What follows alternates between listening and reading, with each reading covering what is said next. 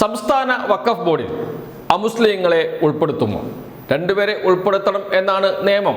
കേന്ദ്ര സർക്കാർ കൊണ്ടുവന്ന നിയമമാണ്. അത് കേരളത്തിൽ നടപ്പാക്കുമോ?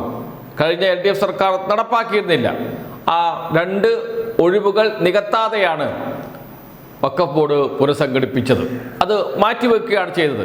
പിന്നീട് നടത്താം എന്ന് പറഞ്ഞ് മാറ്റിവെച്ചു. അതൊരിക്കലും നടത്തില്ല LDF സർക്കാരിൻ്റെ കാര്യത്തിൽ സംശയമേ ഇല്ല.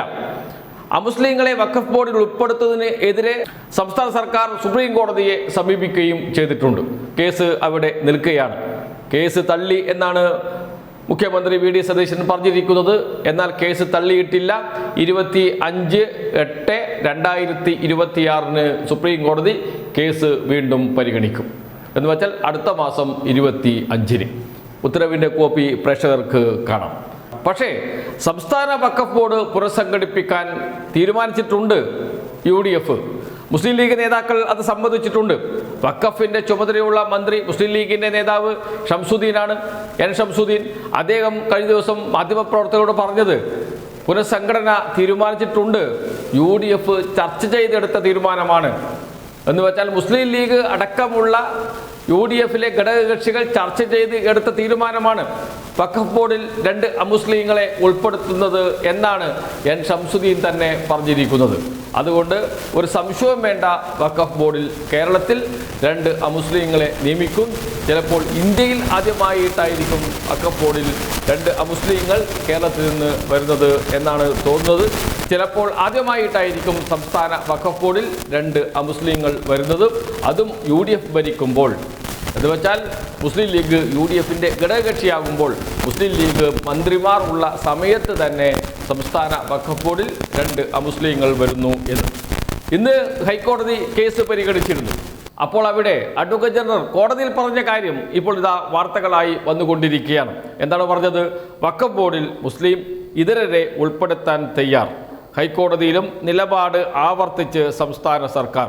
രണ്ടുപേരുടെ നിയമനം എന്തിനാണ് വൈകിപ്പിക്കുന്നത് എന്നും ഹൈക്കോടതി ചോദിച്ചു. എന്ന് വെച്ചാൽ രണ്ട് അമുസ്ലിങ്ങളെ, മുസ്ലിങ്ങളല്ലാത്തവരെ വഖഫ് ബോർഡിൽ നിയമിക്കുമെന്ന് അഡ്വക്കേറ്റ് ജനറൽ ഹൈക്കോടതിയിൽ ഉറപ്പ് നൽകുന്നു. എന്തിനാണ് അക്കാര്യം വൈകിപ്പിക്കുന്നത് എന്ന് ഹൈക്കോടതി തിരിച്ചു ചോദിക്കുന്നു. വൈകിപ്പിക്കില്ല എന്ന് പറഞ്ഞിട്ടില്ല, പക്ഷേ നിയമിക്കുമെന്ന് ഉറപ്പ് നൽകിയിട്ടുണ്ട്. വാർത്ത നോക്കൂ. വഖഫ് ബോർഡിൽ മുസ്ലിം ഇതരരെ ഉൾപ്പെടുത്താൻ തയ്യാറെന്ന നിലപാട് ഹൈക്കോടതിയിലും ആവർത്തിച്ച് അഡ്വക്കേറ്റ് ജനറൽ. വഖഫ് ബോർഡിലെ മുസ്ലിം ഇതരരുടെ ഒഴിവുകൾ ആദ്യം നികത്തിയാൽ പോരെ എന്നും ബോർഡ് പിന്നീട് പുനഃസംഘടിപ്പിക്കാമല്ലോ എന്നും ഹൈക്കോടതി സർക്കാരിനോട് ചോദിച്ചു. അതോടെ വഖഫ് ബോർഡിന് പ്രവർത്തിക്കാനാകുമല്ലോ എന്നും ചീഫ് ജസ്റ്റിസ് അധ്യക്ഷനായ ബെഞ്ചിന്റെ ചോദ്യം. രണ്ടുപേരുടെ നിയമനം എന്തിനാണ് വൈകിപ്പിക്കുന്നത് എന്നും ഹൈക്കോടതി ചോദിച്ചു. വഖഫ് ബോർഡ് രൂപീകരണത്തിൽ പിഴവുണ്ടായോ എന്ന് സർക്കാർ അറിയിക്കണമെന്നും ഹൈക്കോടതി നിർദ്ദേശിച്ചു. സത്യവാങ്മൂലം നൽകണമെന്നും ഹൈക്കോടതി സർക്കാരിനോട് നിർദ്ദേശിച്ചു. ബോർഡ് പുനഃസംഘടിപ്പിക്കുന്നതിൽ സർക്കാരിന് തീരുമാനമെടുക്കാം എന്നും അക്കാര്യത്തിൽ കോടതി ഇടപെടുന്നില്ലെന്നും ഹൈക്കോടതി വ്യക്തമാക്കി. മതത്തിലെ വിഭാഗങ്ങളെ സംബന്ധിച്ച് സർക്കാർ പരിശോധിച്ചിട്ടുണ്ടോ എന്നും വഖഫ് ബോർഡിൻ്റെ ജുഡീഷ്യൽ സിറ്റിങ്ങിന് വിലക്കില്ലെന്ന് ചൂണ്ടിക്കാണിച്ച് ഹൈക്കോടതി ഇടക്കാല ഉത്തരവിൽ വ്യക്തത വരുത്തുകയും ചെയ്തു. പുനഃസംഘടന വേണമെങ്കിൽ സർക്കാരിന് നടത്താം. രണ്ട് അംഗങ്ങളെ വേഗം നിയമിച്ചുകൂടെ? അതിനുശേഷം വേണമെങ്കിൽ പുനഃസംഘടന നടത്താമല്ലോ എന്നും ഹൈക്കോടതി ചോദിച്ചിരിക്കുന്നു. എന്ന് വെച്ചാൽ ഇപ്പോൾ ഒഴിവുള്ള രണ്ട് അംഗങ്ങൾ, രണ്ട് അമുസ്ലിങ്ങളെ ഉൾപ്പെടുത്തണം. LDF സർക്കാർ അത് ചെയ്തില്ല. ആ ഒഴിവ് മാറ്റിവെക്കുകയാണ് ചെയ്തത്. അതിലേക്ക് രണ്ടുപേരെ പെട്ടെന്ന് നിയമിച്ചുകൂടെ എന്ന ചോദ്യമാണ് ചോദിച്ചത്. നിയമിക്കും എന്ന് ഉറപ്പ് നൽകിയിരിക്കുന്നു അഡ്വക്കേറ്റ് ജനറൽ. എന്ന് വെച്ചാൽ UDFിൻ്റെ തീരുമാനമാണ് അഡ്വക്കേറ്റ് ജനറൽ കോടതിയിൽ പറഞ്ഞത്. അക്കാര്യം വഖഫിൻ്റെ ചുമതലയുള്ള മുസ്ലിം ലീഗിൻ്റെ മന്ത്രി തന്നെ പറയുകയും ചെയ്തിട്ടുണ്ട്. മാധ്യമങ്ങളിൽ അത് വാർത്തയായി വന്നിട്ടുണ്ട്. എന്ന് വെച്ചാൽ UDF ആലോചിച്ച് എടുത്ത തീരുമാനമാണ് സംസ്ഥാന വഖഫ് ബോർഡിൽ അമുസ്ലിങ്ങളെ ഉൾപ്പെടുത്താം എന്ന്. അത് വേഗത്തിൽ നടക്കും എന്നതാണ് ഇപ്പോഴത്തെ സ്ഥിതി.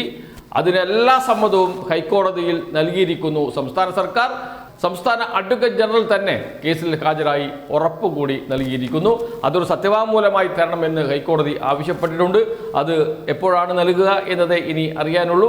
അതും നൽകും എന്നാണ് തോന്നുന്നത്. എന്ന് വെച്ചാൽ ഇപ്പോഴുള്ള വഖഫ് ബോർഡ് പൂർണ്ണമായും പുനഃസംഘടിപ്പിക്കേണ്ട. ഒഴിവുള്ള 2 സീറ്റുണ്ട്, അതിലേക്ക് ആളുകളെ അങ്ങ് നിയമിക്കുക. ഇതാണ് ആദ്യം കോടതി പറഞ്ഞത്. പുനഃസംഘടന പൂർണ്ണമായും വേണമെങ്കിൽ പിന്നീട് നടത്താമല്ലോ എന്നും ചോദിച്ചിട്ടുണ്ട്. എല്ലാം വഴങ്ങുകയാണ്.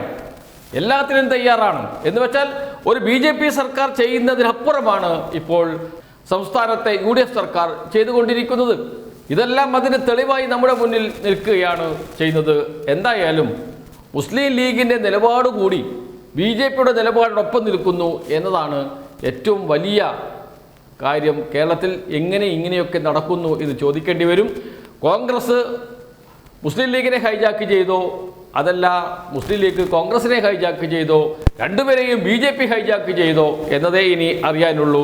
എന്തായാലും ഒരു കാര്യം ഉറപ്പിച്ചു പറയാം, കേരളത്തിലെ UDF സർക്കാർ സംസ്ഥാന വഖഫ് ബോർഡിൽ 2 മുസ്ലിങ്ങളെ, മുസ്ലിം മതത്തിൽപ്പെട്ട അവരല്ലാത്ത 2 പേരെ നിയമിക്കുമെന്ന കാര്യത്തിൽ സംശയമേ വേണ്ട.